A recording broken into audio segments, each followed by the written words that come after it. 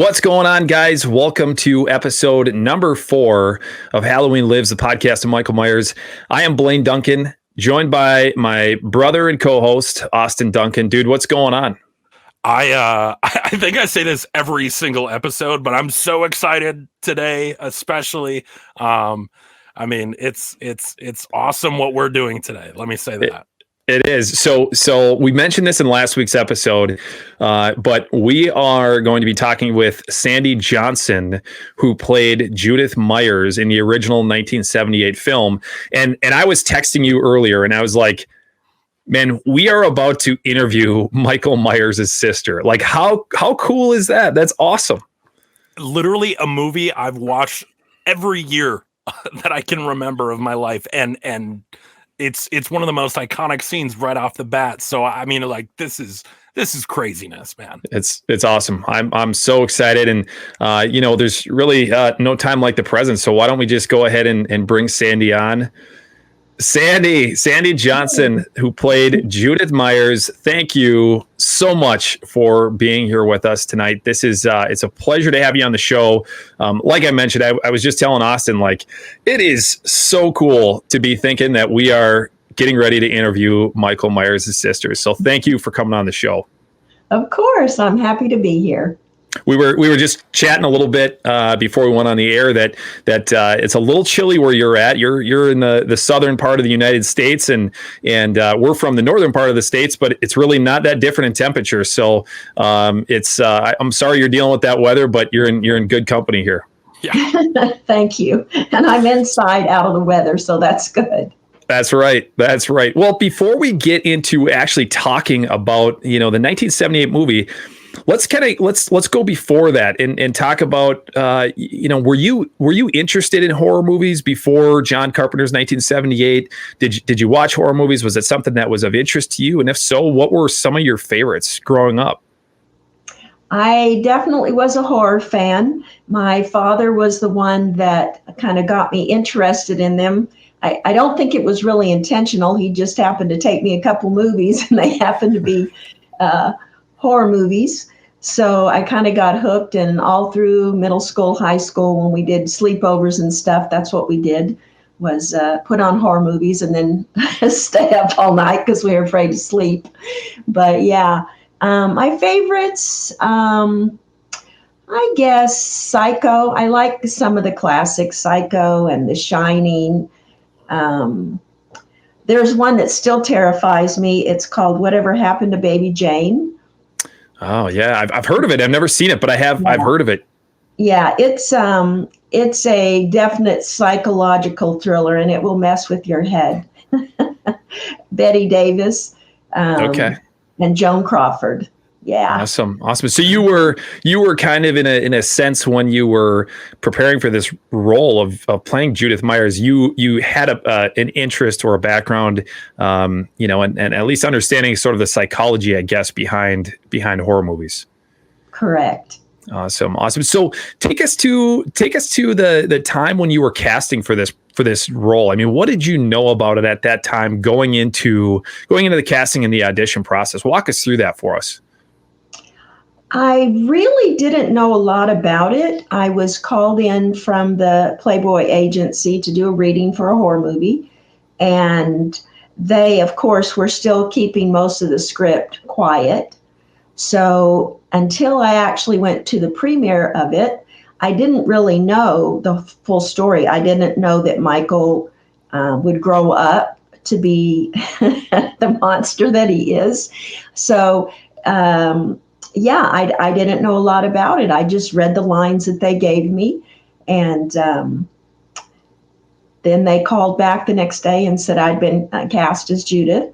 So that was very exciting. But I really didn't get the full effect of the movie until at the premiere, when let's just say it scared the hell out of me. That's awesome. That's so cool. So during the casting, where did it take place? Who was there? What did you actually have to do for that audition?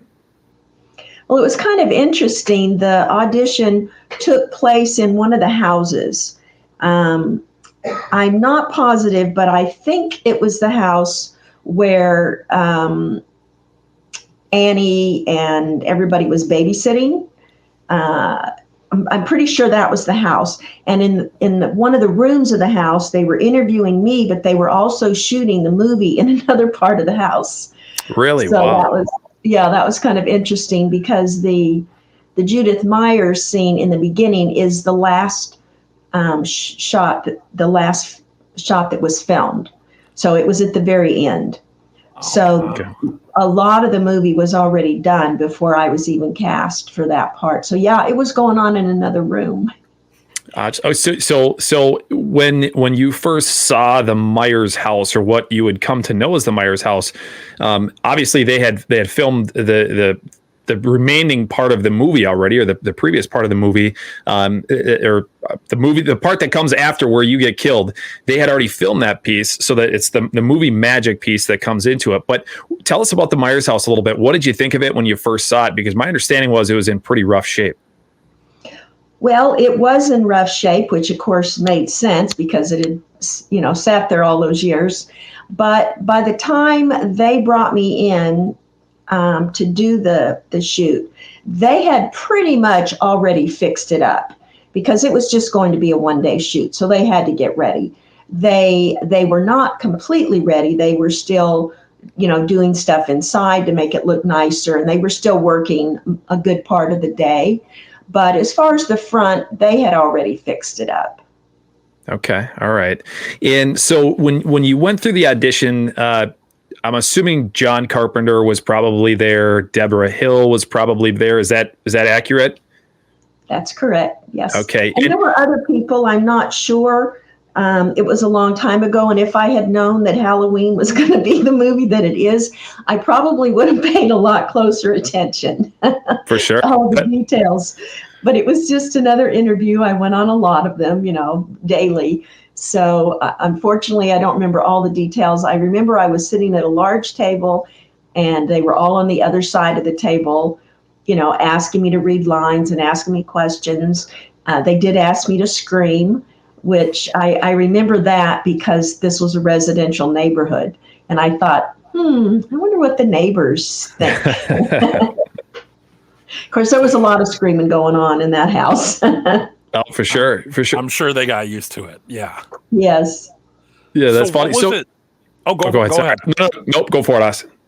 So what was it like kind of seeing the reaction to the film? I mean, I gotta imagine you sort of had this vision of what the film was going to be like, and I think everybody sort of did, and then it just elevated way beyond that. So what was that like for you going through that? Well, initially, of course, it got very low ratings, mostly by the people that do movie ratings and stuff. The problem is the fans really liked it. So they kind of ignored the local ratings, that it wasn't a great film, and they just kept requesting it at all the theaters. So, it kept playing and playing and playing and getting more and more popular. And as we know, it's still very popular. That it certainly is. What was it like to work with John Carpenter? I mean, were you familiar with his work at that time?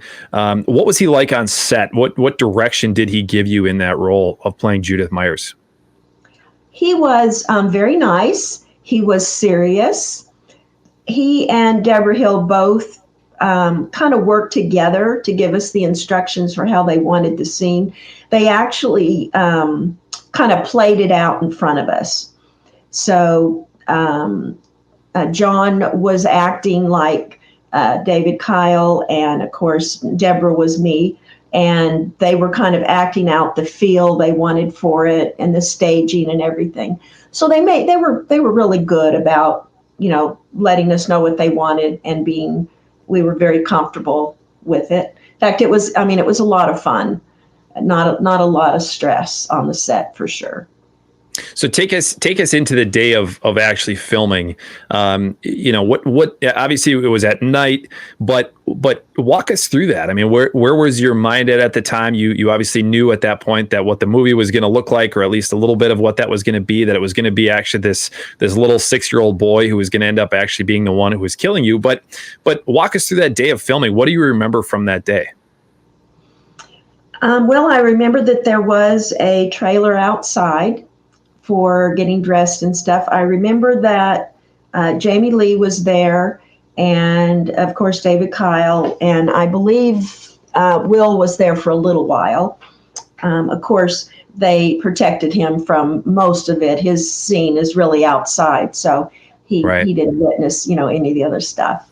But I remember going in and being in the trailer and them telling me what they wanted me to wear and everything, and then going into the house and going through the staging with John and Deborah with the couch, and they wanted it to be playful and kind of lighthearted for the beginning of it, of course, to make a nice contrast for where it goes once we start up the stairs. And then, of course, things make a much different a change. So that he wanted it to have a nice contrast between the fun, lighthearted, thing downstairs, and then a transition in the upstairs, which then goes terribly wrong.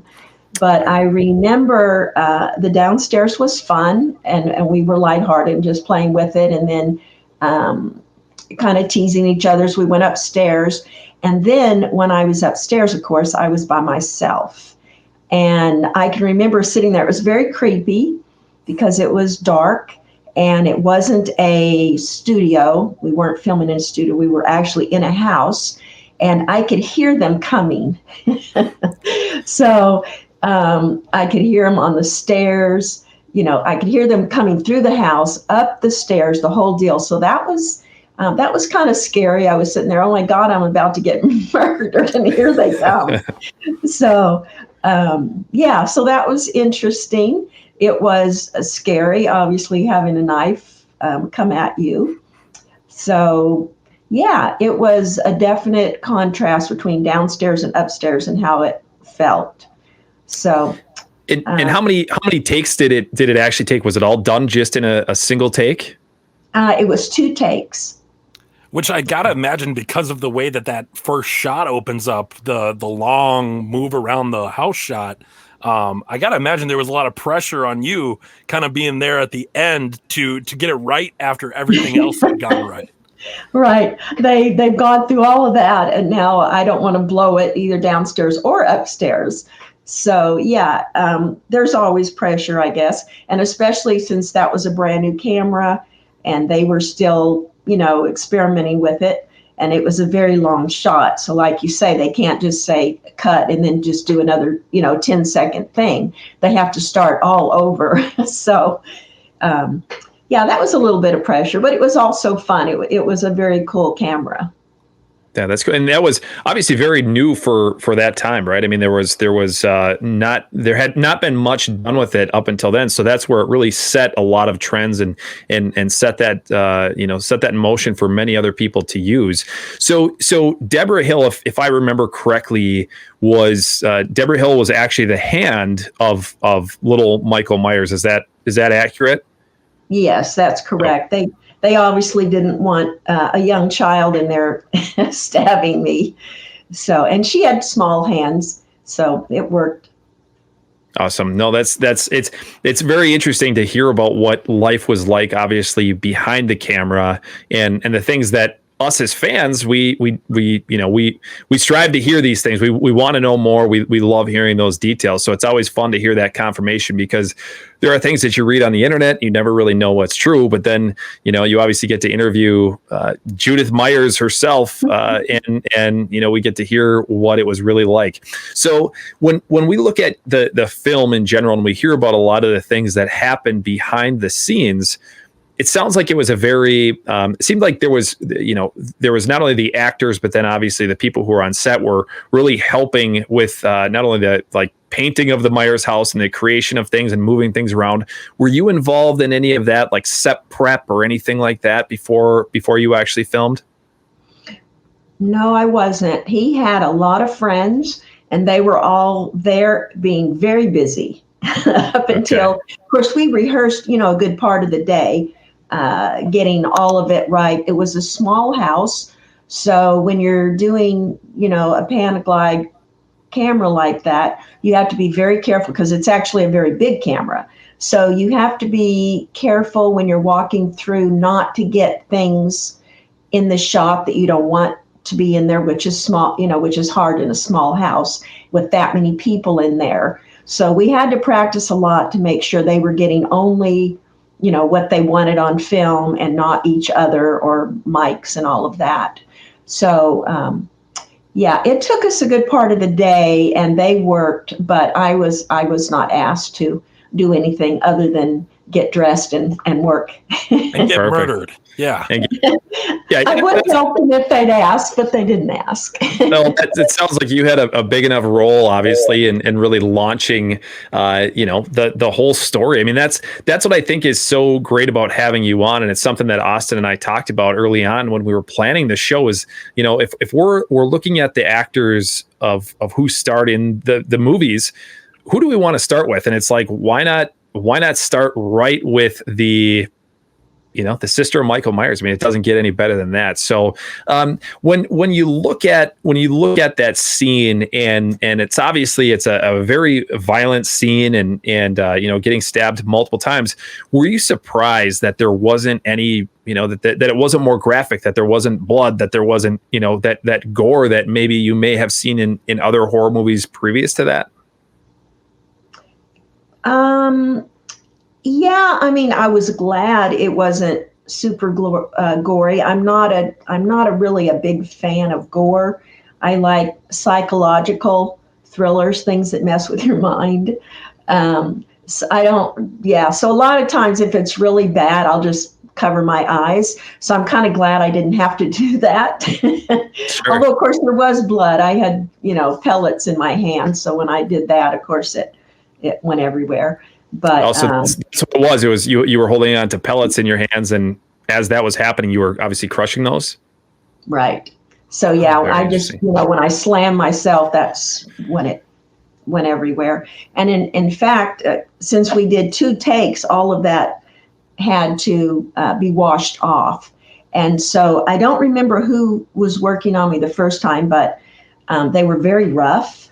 I remember asking if they could be a little more gentle. And Jamie Lee actually stepped in and took over the job. So really? She helped clean me up for the second shot. Oh, unbelievable. That's crazy. That's about the only thing.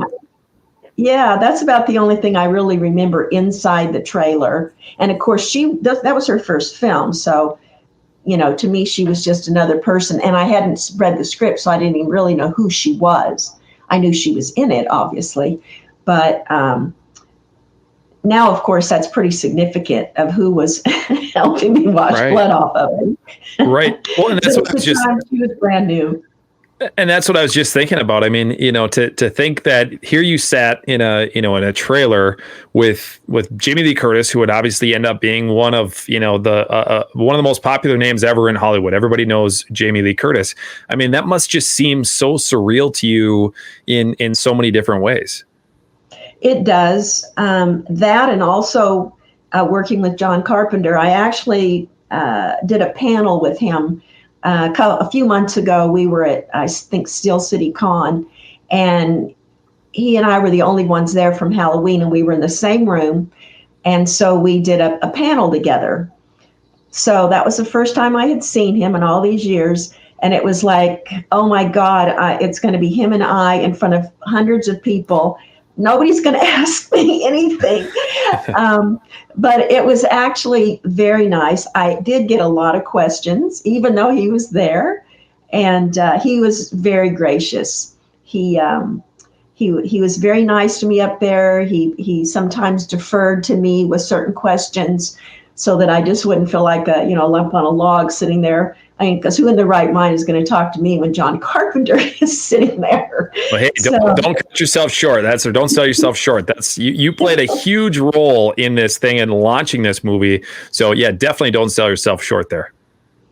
But anyway, it was nice. It was really nice to see him again and to visit with him. We got a couple photos together, and then of course I got to do a panel with him. So that was actually pretty amazing.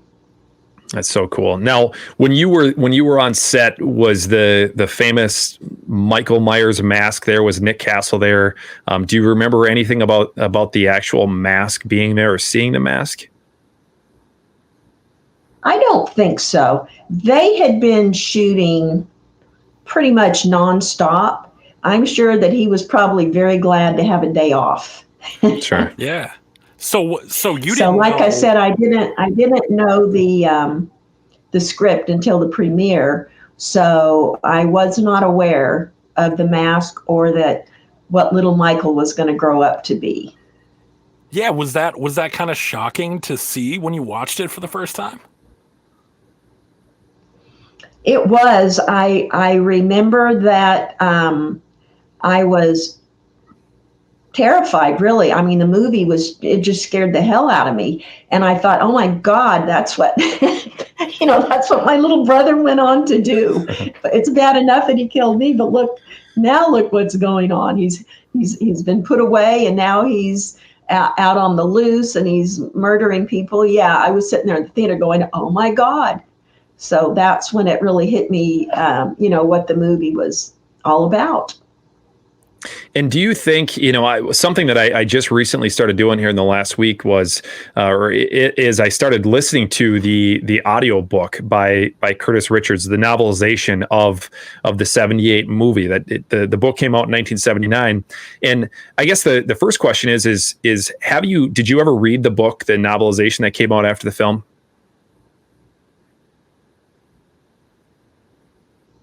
I did not. Okay. All right. I was curious because it does. I'd like to, though.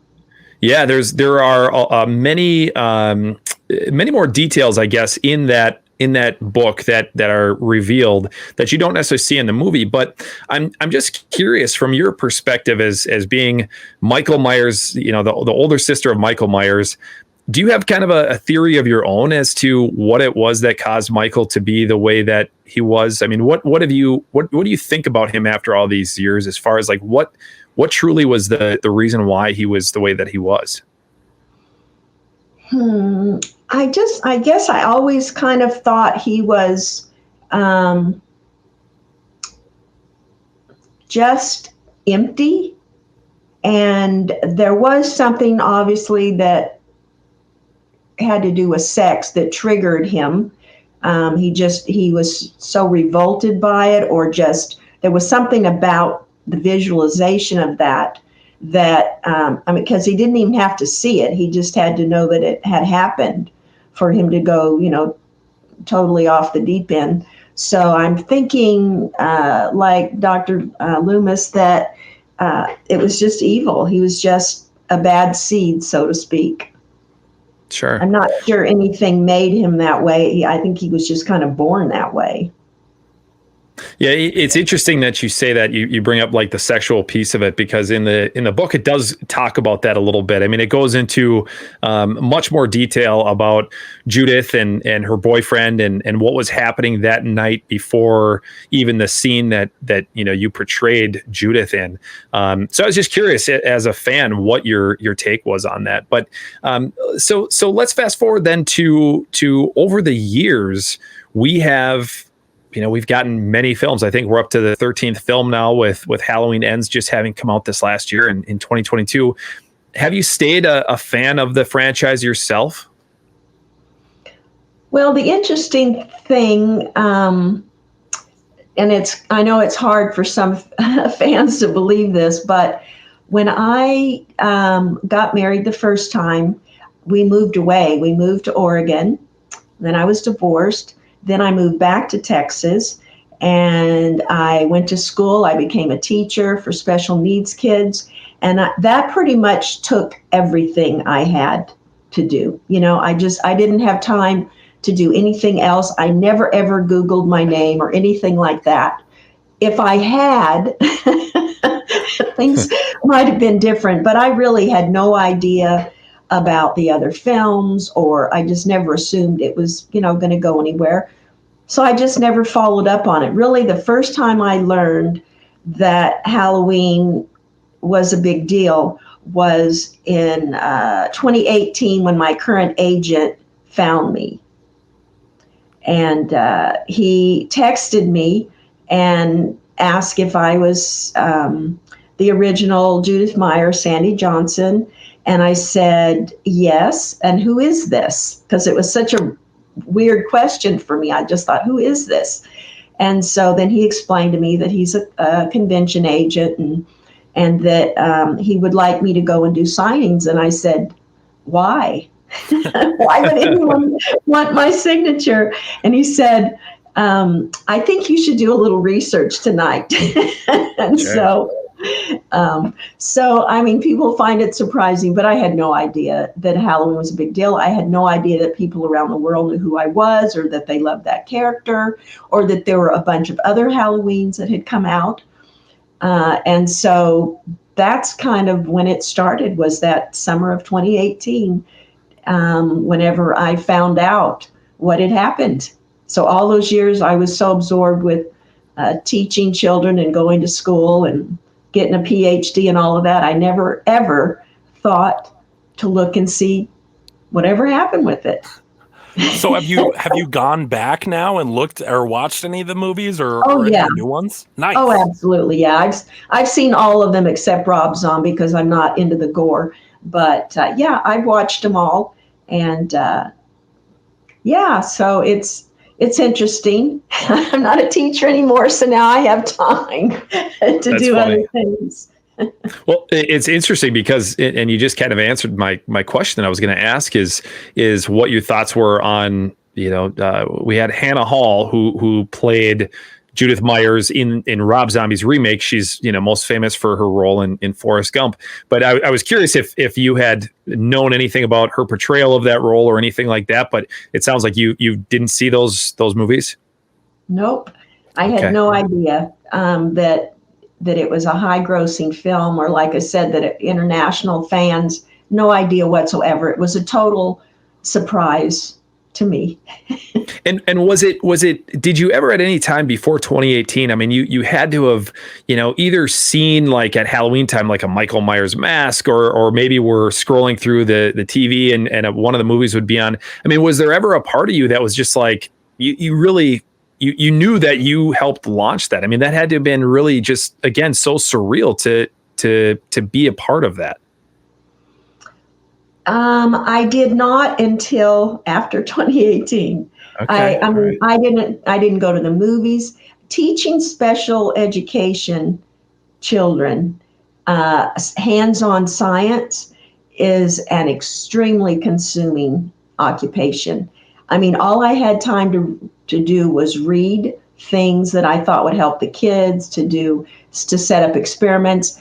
I knew the janitor so well at school because I was the last person to leave every night, and he would usually have to throw me out. So I didn't have any other life. I mean, it's crazy, but I didn't.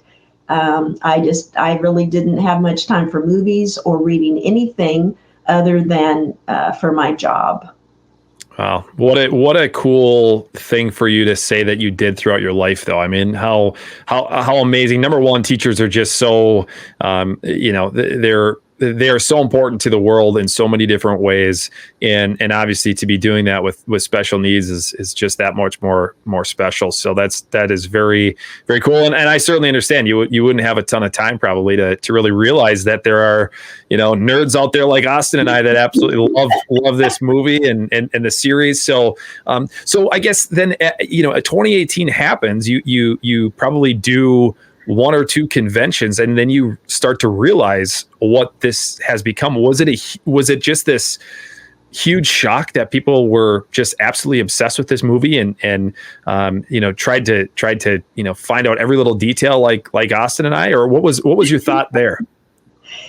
Well, the first thing that happened was my agent said that he wanted to get me in contact with Blumhouse, because they wanted to use my footage in 2018, but without my signature, they couldn't do that. So they had been looking for me and had pretty much given up, and they were about to do the final wrap on the scene and on the movie. And so the first thing that happened was I was in the movie, and so we were flown out to California to walk the red carpet. So cool. That was my first event. So that was obviously a blast. We had a wonderful time. but it was like my world, it was like, I'm just going to wake up. This is so strange. But then 4 days later, they flew me back again to Pasadena for H40 convention, which was, wow. I mean, I sat down at my table. I met my agent there, and he had it all fixed up with the banner and all the pictures and everything. And he says, okay, all you have to do is sit down and sign your name and your character and, say hello.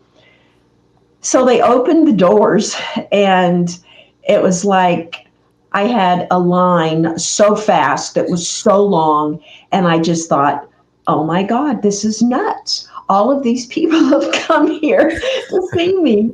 And it was like one of the best days of my life, actually. I had a blast. The fans were just amazing.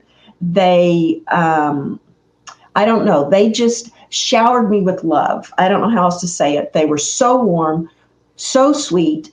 They were amazing.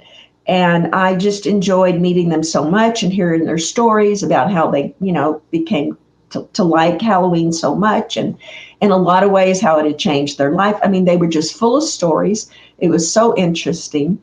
And then when the convention was over, my agent said, well, Sandy, he says, a lot of people don't like doing cons. They do one and they really don't want to do anymore. So what do you think? I said, hell yeah, line me up. This is so fun. So now I do all I can, meeting the fans all over. I've been to UK. This year I'm going to Germany. I mean, it's just so exciting to travel all around and meet fans and hear their perspectives and sign things for them. It's a blast. I love it. So I have That's a whole awesome. new, as they say, these are my people. I have a whole new group of peeps. that you really so didn't cool. know about until No, recently. And it's crazy didn't. because on our side, Judith Myers is one of the, if not the most important kill of Michael Myers. So on our end, that's kind of what I was thinking when you were talking about how you didn't really know about it. I was thinking, hey, she's got to be thinking we're freaks. Actually, I didn't. Good. I was just surprised that so many people loved the movie.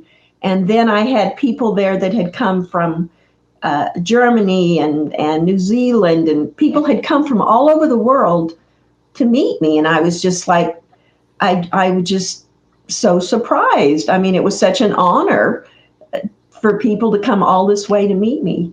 So I just fell in love with them. That's so cool. Now you mentioned H40. We've heard rumors of an H45. Do you know an H45 reunion out in Pasadena? Do you know anything about that yet? Anything you can say, I guess? I'm putting you on the spot. Yeah, I can't say a whole lot, but I think that could be correct. Okay. Yeah. Well, we've heard rumors as well, and I don't want you to have to give up too much. But we obviously certainly hope that what we're hearing is true, and we're hoping that if that does in fact happen, that we can come out and obviously meet you in person, because it's just. It's so surreal to us, at least for me, and I don't want to put words in Austin's mouth, but I mean, we're sitting here with Sandy Johnson, who played Judith Myers, and it's just, I'm on cloud nine right now. It's so cool.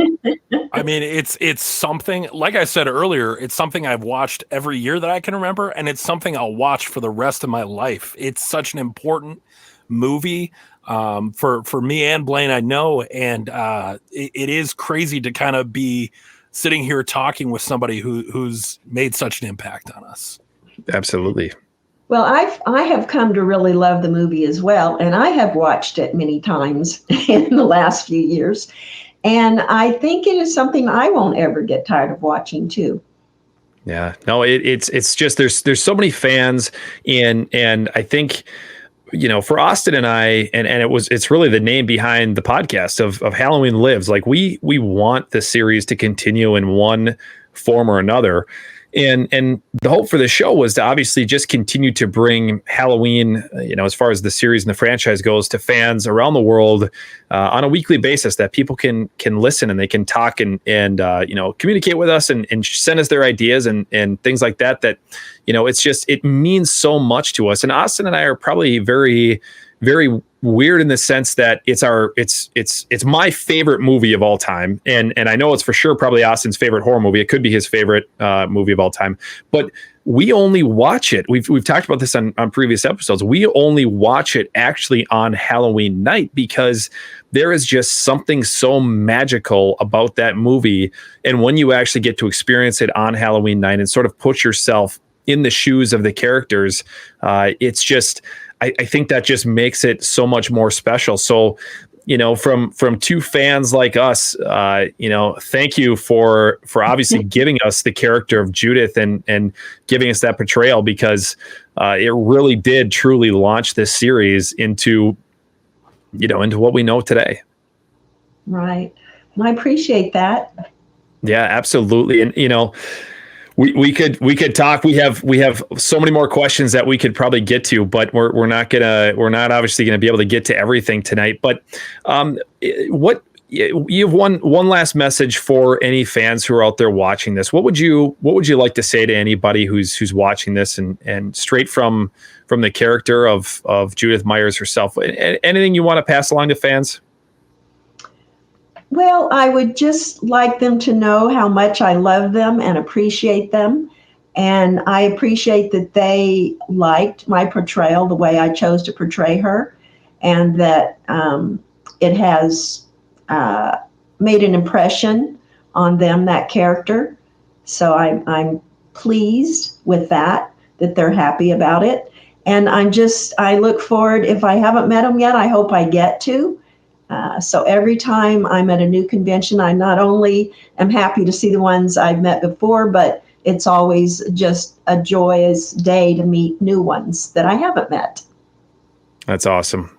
Sandy, you are a sweetheart, and we hope if H45, if the H45 convention is happening, that we get the opportunity to come out there and meet you. And I can't thank you enough. It's been an absolute pleasure, an absolute honor to have you on the show. We have Michael Myers' sister, his first victim. It's so incredible to be able to sit here and share a computer screen with you and look at you. So thank you so much for coming on the show. We cannot thank you enough. Of course. And thank you for having me. It's been my pleasure, and I will look forward to seeing you guys in passing. Absolutely. Thank you so much, Sandy. Of course. Have a good rest of your night. Okay, you too. All right. Bye-bye. Wow. Did we just do that?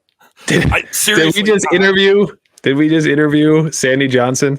I think like 5 minutes ago, I noticed my cheeks were getting I did the exact same thing. Yes. And I'm like, I did the exact same thing. People are going to watch this, and I look like an idiot this whole time because I'm just right. I know my cheeks hurt from smiling. Yeah. No, that was wild. That was an absolute dream come true. And I'm sure for her, having, she talks about not really understanding or knowing what the series or the franchise had become until 2018. Meanwhile, guys like you and I are watching this movie and want to meet her in the worst way. And so to do what we just did was, dude, how cool was that? Yeah, no, I mean that. And that's exactly what I was thinking when she was talking about that, was this has meant so much to people like us. And for it to kind of be this hidden thing and then to walk into it 40 years later is wild. Right. Really, really interesting. I thought it was really cool hearing some of the behind the scenes stuff. Like the capsules in their hands. Because I never knew. I assumed it was like one of those knives with the hose coming through it, and that's what I thought too.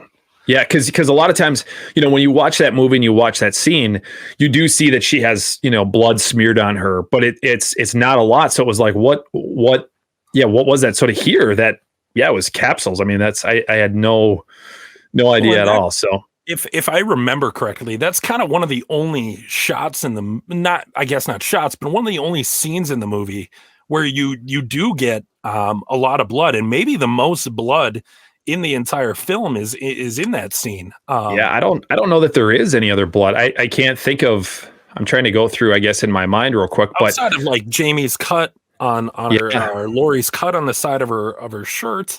Right. No, not really a whole lot of blood. I mean, most of the other kills are pretty. Yeah, because you have the mechanic. I don't think you really see anything there, and then you have Annie, Linda, and then Bob, and you don't see anything there. So no, I think that's very true. And I know that's something that's been talked about a lot in the past, is that there's not a ton of blood and a lot of gore in that movie. So it's almost hard for people to believe, especially when you had things like the Texas Chainsaw Massacre or Friday the 13th or any of the other comparables of those slashers. Like, a lot of them have so much blood and so much gore that it's hard for people to really comprehend, I guess, that you can make a scary horror slasher movie and not have really any blood or gore. And I think maybe that plays into some of why Halloween is looked at a bit more like true film than maybe some of the other franchises. Like higher end in a way. Exactly. It's always felt premium compared to Friday the 13th or Texas Chainsaw Massacre. And don't get me wrong, love those movies, watch those every year as well. But there was sort of this, I think, like even film critics to this day would probably look back on Halloween on a totally different level than any of those other, iconic movies that came out back then. Right.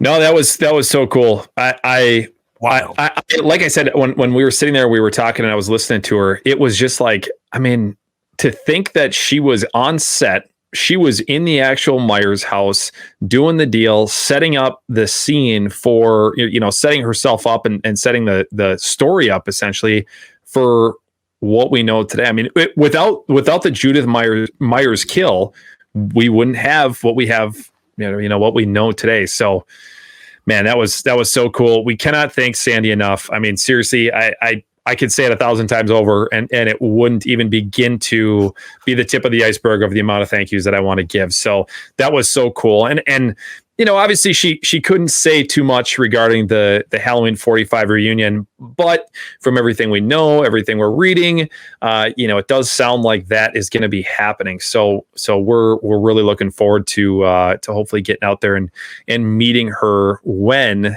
and if that does happen, which I think we're going to get that opportunity. Totally. Yeah. No, I can tell you now that for the rest of my life, when I watch that movie with whatever poor person is next to me, I'm going to be like, oh, I talked to her on my podcast. And that's going to be like so annoying for everybody for the rest of my life. And thank you, Sandy Johnson, for giving me that. That was so cool. That was so cool. So one of the other things, just doing a little transition here as we get towards the end of the show. One of the things that I actually saw came up on the Halloween Facebook or Instagram group today, the official Instagram of the Halloween franchise, is they actually had a listing of the Halloween costume that would have been popular the year that Michael Myers was born, which was 1957. So according to the story, Michael was born October 19th, 1957. And they had this whole list of the Halloween costumes from that era that would have been popular at the time. And then they went through and went all the way up through the last Halloween. And I thought, well, that could be kind of a fun list for us to read and go through year by year. So we're going to do that. We're probably going to stop on a few because, and you've not seen this list, right? I mean, you didn't read this or cheat or anything like that. Dude, I have no idea. I'm like, there's a couple years in my head where I'm like, oh, it's going to be this. But yeah, no, I'm going in blind here. Well, we are going to start with 1957 because that was the year that Michael was born. And we're going to go through these somewhat quickly, but we can just kind of talk about them as we go. But in 1957, and here, let me put a little caveat or a little asterisk next to this whole thing. Some of these I think might be a little far-fetched, and I'll hit on the ones that I think might not be totally accurate, but we're going to put a little bit of trust and faith into whoever wrote this thing. So in 1957, again, the year that Michael Myers was born, it was Frankenstein. Frankenstein was, which Makes sense. I mean, that was Yeah. kind of that era. 1958 was Zorro. 1959 was Marilyn Monroe.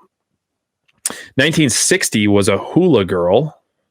1961, Holly Golightly. I'm not even sure who that is, but It just sounds obviously old.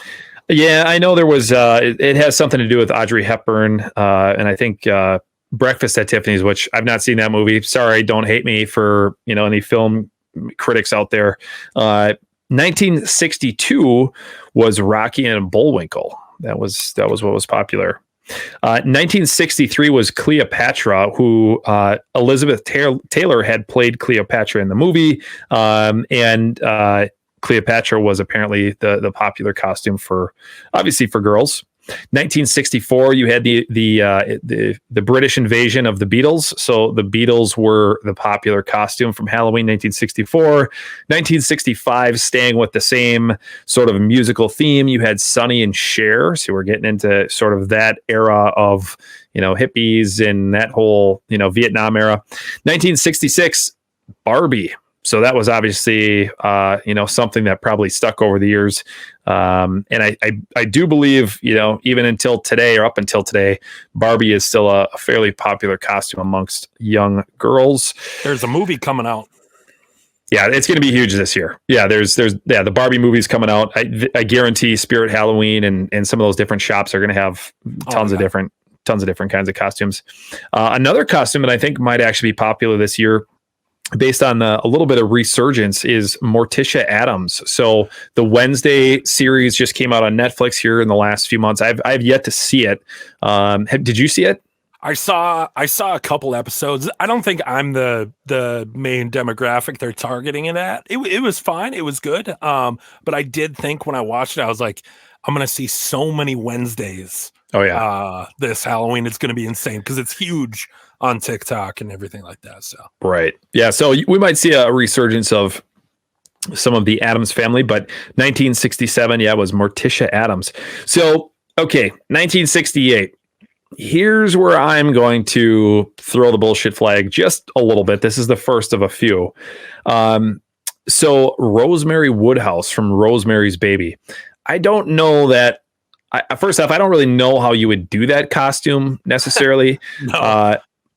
But that movie at that time, actually, I don't know if Dad, our dad has ever told you about that, but he was a kid at that time and he snuck out and saw Rosemary's Baby, and our grandma was like furious when she found out that he went and saw that. But that was such a taboo movie, similar to The Exorcist in many different ways, that I don't know that I see little Johnny and little Sally throwing on their Rosemary's Baby or Rosemary Woodhouse costume and going door to door. But that was, so I'm gonna throw the BS one on that. Sure. 1969 makes perfect sense, and an astronaut. We had obviously landed on the moon, and the whole NASA program was obviously taken off. So 1969 was an astronaut. 1970, Elvis Presley. Would make sense. That's another one that I think is going to have a resurgence with the movie that this just came following out. year. I think that's another big one. Yeah. Agreed. 1971, we saw the still popular movie Willy Wonka and the Chocolate Factory. It's, according to this, the novel premiered in June of 1971. So Willy Wonka was 1971's most popular Halloween costume. 1972, Don Corleone from The Godfather. Nice. Yeah, I could totally see that. I would do that one today. No, that's awesome. Yeah. Well, and you still see, again, going back to like Spirit Halloween, you still see gangster costumes and those old style, the fedoras and the flapper costumes and things like that for girls. So so 1973, Marsha Brady from the Brady Bunch. 1974 was Richard Nixon. That's I guess I could see that. Obviously, you had Watergate and all that good stuff going on. So 1974 was Richard Nixon. 1975, Dr. Frankenfurter from the Rocky Horror Picture Show. I'm still yet to see that movie. Have you? Oh, really? Have you seen that? I have, yeah. I hadn't seen it for a very, very long time, and then they actually did like a live special on TV, probably. I don't know, it was maybe 4 or 5 years ago. It was around Halloween time, if I remember correctly. They had a live production of the Rocky Horror Picture Show, and I was like, okay, I feel like I've seen this. Now I need to go back and see the original. Not necessarily my thing. Like, I can appreciate it for what it is.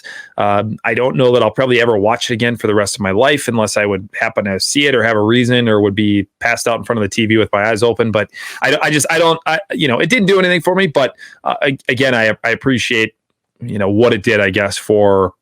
It's not even horror. It's not a horror movie, even though I think it gets kind of clumped in with like the horror genre. At least I don't look at it as a horror movie. There's some. I do like the music from that. It's obviously a musical. It's a musical. Yeah. No, I don't know anything about it, but I know people freaking love it. Dude, as you know, talking about.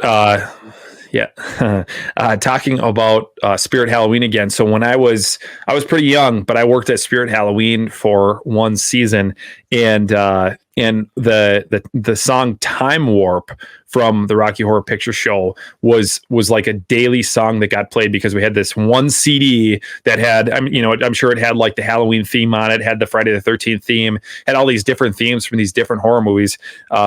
And the song Time Warp from the Rocky Horror Picture Show played. And as much as I didn't like to necessarily be there because I was working, that song, when I hear it, I still like the song to this day, but it just like immediately takes me back to that time period and working at Spirit Halloween.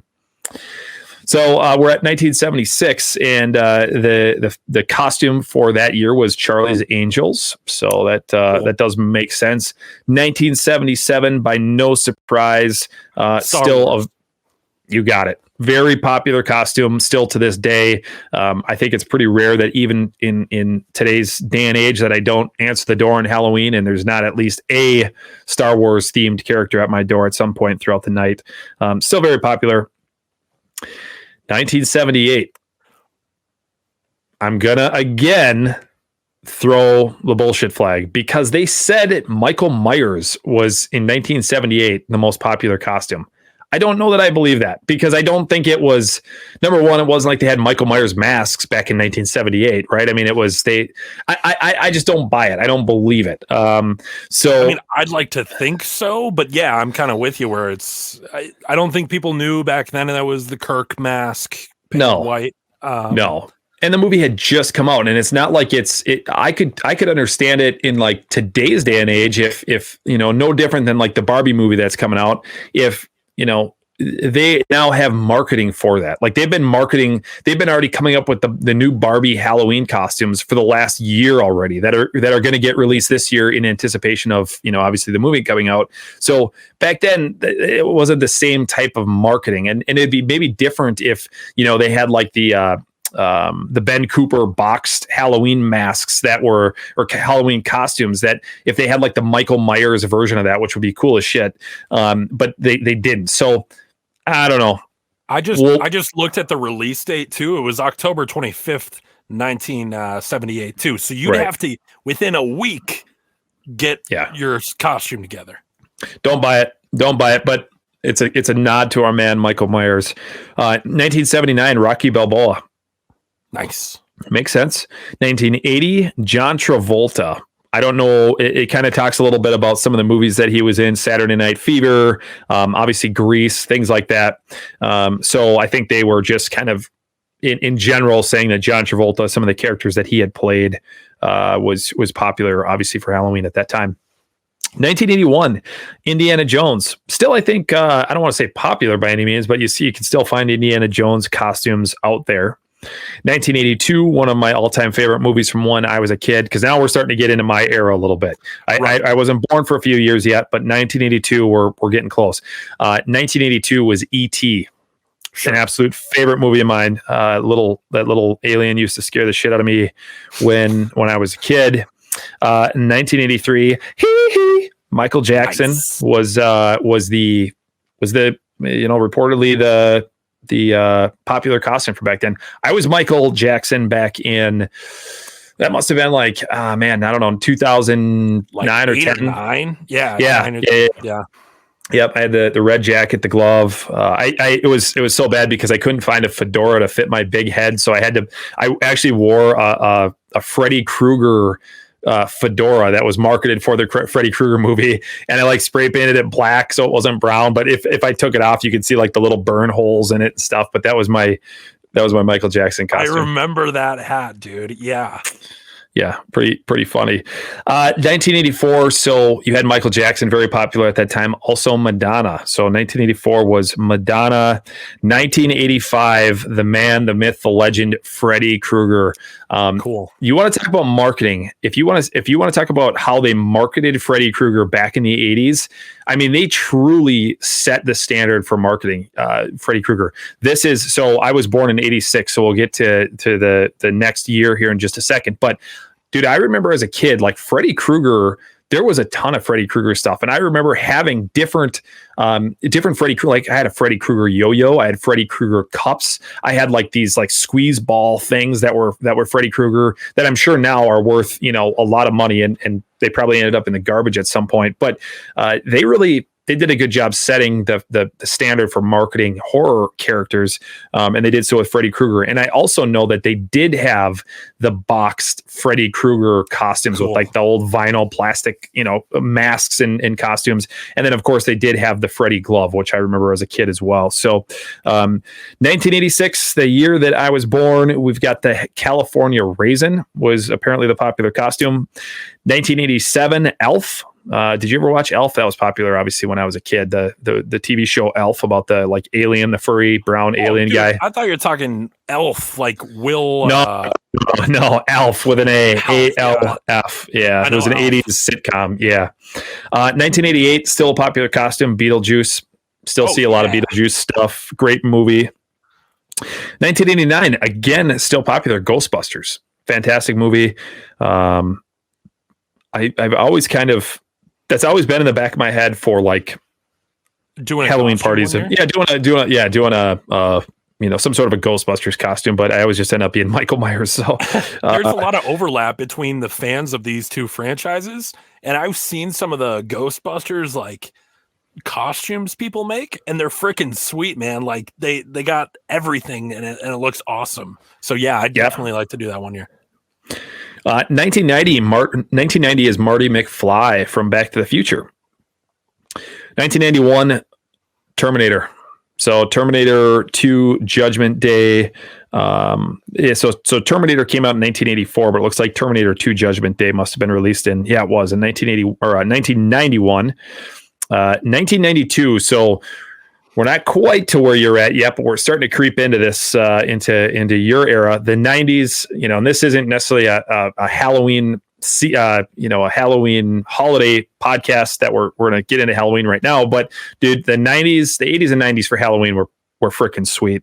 It was the best time to live. 1992, Barney. Oh, 1993. And I was absolutely this costume. I don't remember what year, but Power Rangers, dude. I lived for the Power Rangers when I was like second grade, third grade, whatever it was. Absolutely just a fan of that series even until today. I love every once in a while. I'll throw like a Power Rangers episode on from the early 90s and it's just nostalgic as hell for me. 1994, Bart Simpson. So The Simpsons obviously became popular around that time. 1995, Lloyd Christmas and Harry Dunn from Dumb and Dumber. Now we're in my era. Yeah, we're getting close. 1996, not ashamed to say that I had their album, The Spice Girls. They were the popular Halloween costume from 1996. Brings back a lot of memories. Here we go. 1997, sharing the same name as my brother, Austin Powers. Austin Powers. That's according to this. That was the most popular costume of 1997. Cool.